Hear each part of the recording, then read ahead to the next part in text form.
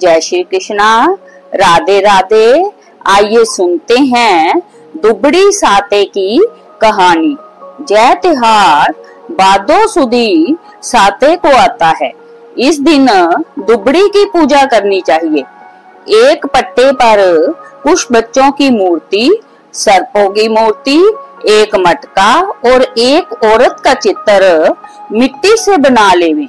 उनको चावल, जल, दूध, रोली, आटा, घी, चीनी मिलाकर लोई बनाकर उनसे पूजे, दक्षिणा चढ़ावे और भीगा हुआ बाजरा चढ़ावे। मोठ बाजरे का बायना निकालकर सासू जी को पाए लगाकर दे देवे। फिर दुबड़ी साते की कहानी सुने। इस दिन ठंडा खाना खाना चाहिए। यदि इसी साल किसी लड़की का विवाह हुआ हो तो वह उजमन करे। उजमन में एक थाली में मोठ बाजरे को 13 जगह रखकर उसके ऊपर एक साड़ी ब्लाउज रखकर हाथ फेर कर सास के पैर छूकर दे दे। आइए सुनते हैं दुबड़ी साते की कहानी। कहानी सुनने से पहले यदि आप मेरे चैनल पर नए हैं तो चैनल को सब्सक्राइब कर लीजिए और वीडियो अच्छी लगे तो एक लाइक जरूर करें।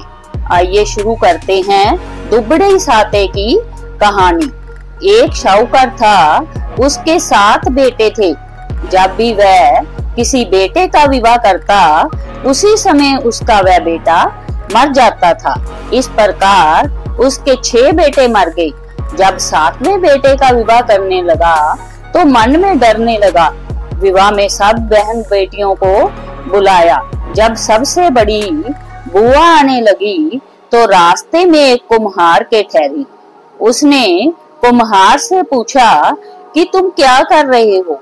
कुम्हार बोला कि एक शाहूकार है जिसके 6 बेटे तो मर गए, अब 7वें का विवाह है, वह भी विवाह होते ही मर जाएगा।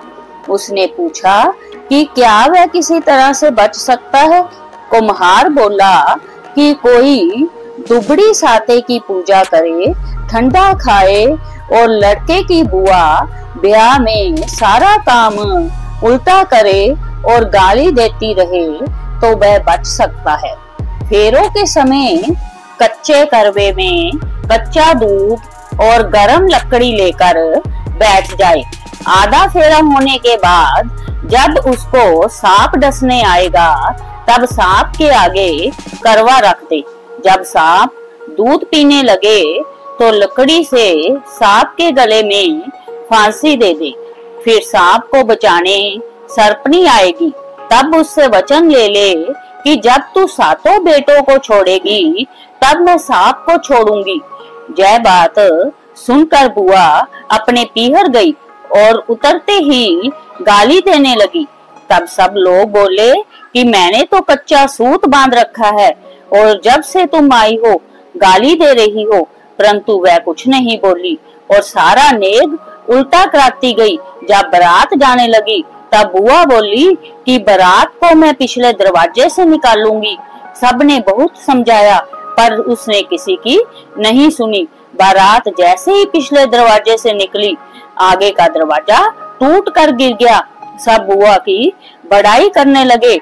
जब बारात जाने लगी, बुआ गाली देकर बोली कि मैं भी बारात में जाऊंगी। सबने बहुत समझाया कि औरतें बारात में नहीं जाती, परंतु वह जिद करके चली गई। रास्ते में एक बहुत बड़ा पेड़ था। जब बारात पेड़ के नीचे उतरने लगी तो बुआ गाली देकर बोली कि बारात खाली जगह में ही उतारूंगी। बारात लड़की वालों के पहुंची तो वह बोली मैं तो बारात पिछले दरवाजे से ले जाऊंगी।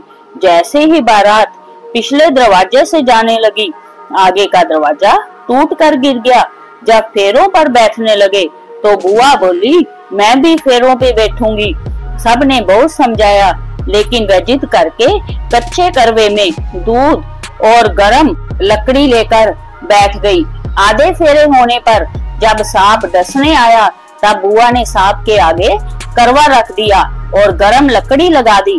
जब सांप को छुड़ाने सर्पनी आई तो बुआ जी ने उससे वचन ले लिया कि मेरे सातों भतीजों को जीवन दान दे, सातों की बहुएं दे, तब मैं सांप को छोड़ूंगी। सर्पनी बोली कि तूने मेरे सांप को फांस लिया है और मुझसे वचन ले लिया, नहीं तो मैं इन्हें छोड़ती नहीं। शाहूकार के सातों बेटों का विवाह धूमधाम से हो गया।